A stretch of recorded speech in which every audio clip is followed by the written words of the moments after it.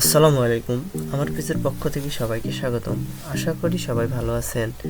বাংলার ইতিহাস এবং স্থাপনা পর্বে আজকে আমরা এসেছি ঢাকার লালবাগ কেল্লায়।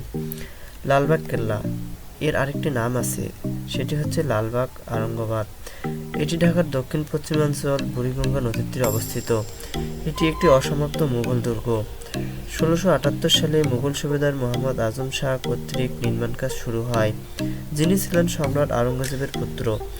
তিনি দিল্লি চলে যাওয়াতে কাজ বন্ধ হয়ে যায়।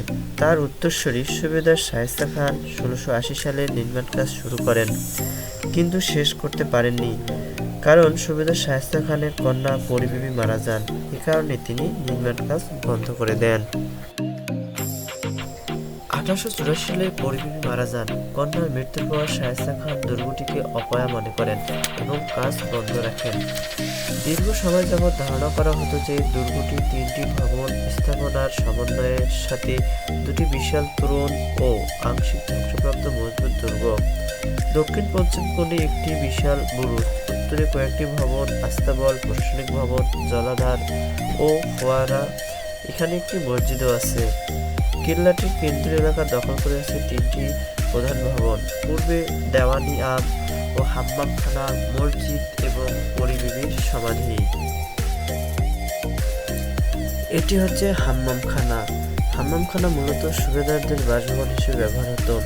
লালবাগ কেল্লার এই দালানকে দুটি কাজে ব্যবহার করা হতো: হাম্মামখানা বাসভবন হিসেবে, দেওয়ানে আম বিচারালয় হিসেবে।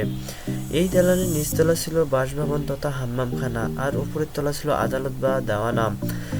শায়েস্তা খাঁ এই ভবনে বাস করতেন এবং এটাই ছিল তার আদালত। এখান থেকে তিনি সমস্ত বিচারকার্য পরিচালনা করতেন।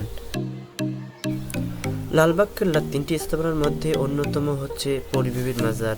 শায়েস্তা খান তার কন্যার স্মরণে এই মনোমুগ্ধকর মাজারটি নির্মাণ করেন। লালবাগ কেল্লার তিনটি বিশাল দরজার মধ্যে বর্তমানে জনসাধারণের জন্য উন্মুক্ত। এই দরজা দিয়ে ঢুকলে বরাবর সোজা চোখে পড়ে পরিবিবির সমাধি। আসলে লালবাগ কেল্লা বলতে যেই ছবিটি বেশি পরিচিত সেটি মূলত পরিবিবির সমাধির ছবি। পরিবিবি, যার অন্য নাম ইরান প্রখ্যাত রহমত বানু, ছিলেন সুবা বাংলার মুঘল সুবেদার শায়েস্তা খানের কন্যা। মুঘল সম্রাট আওরঙ্গজেবের পুত্র শাহজাদা মোহাম্মদ আজমের সাথে ১৬৬৮ সালের ৩ মে পরিবিবির বিয়ে হয়।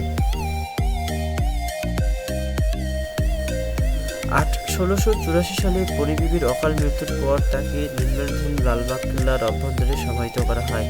তার সমাধিস্থলকে চিহ্নিত করে পরিবিবির মাজার নির্মিত হয়। পরিবিবির মাজারের স্থাপনাটি চতুষ্কোণ। মার্বেল পাথর, কষ্টি পাথর ও বিভিন্ন রঙের ফুল পাতা সুবাসিত চাকচিক্যময় টালির সাহায্যে অভ্যন্তরীণ ৯টি কক্ষ অলঙ্কৃত করা হয়েছিল। মাঝের একটি ঘরে পরিবিবির সমাধিস্থল এবং এই ঘরটি ঘিরে ৮টি ঘর আছে। তবে বিশেষজ্ঞদের অভিমত, বর্তমানে এখানে পরিবিবির মরদেহ নেই। এখানে একটি ৩ গম্বুজওয়ালা মসজিদও আছে। বর্তমানে মুসল্লিদের জন্য নামাজের উন্মুক্ত ব্যবস্থা। এখানে যুদ্ধে ব্যবহৃত কামানের একটি ধ্বংসাবশেষও আছে। লালবাগ কেল্লার এটি সংক্ষিপ্ত বর্ণনা। প্রতিদিন হাজারো মানুষ এখানে বেড়াতে আসে। হ্যাঁ, ঠিক ধরছেন, আজ থেকে প্রায় ৪০০ বছর আগে আমি এখানে তৈরি হয়েছিলাম। এই যে আপনি এখানে দাঁড়িয়ে আছেন, একসময় এখানে আমার মালিক দাঁড়িয়েছিল। আজকে তারা কেউ নেই, তাদের বংশধরও কোনো হদিশ নেই, কিন্তু আমি দাঁড়িয়ে আছি। হয়তোবা আমিও একদিন থাকবো না। আমি শুনতে পাচ্ছি সম্রাট, সুবেদার, রাজা, রানী, সিপাহী, সেনাপতিদের পায়ের আওয়াজ। আজকে বিদায় নিচ্ছি। ভালো থাকবেন সবাই। আবার অন্য কোনো একটি পর্বে আবার আপনাদের সাথে দেখা হবে। যদি ভিডিওটি ভালো লাগে তাহলে লাইক, ফলো, কমেন্ট এবং সাথে শেয়ার করবেন। সবাইকে ধন্যবাদ। আল্লাহ হাফেজ।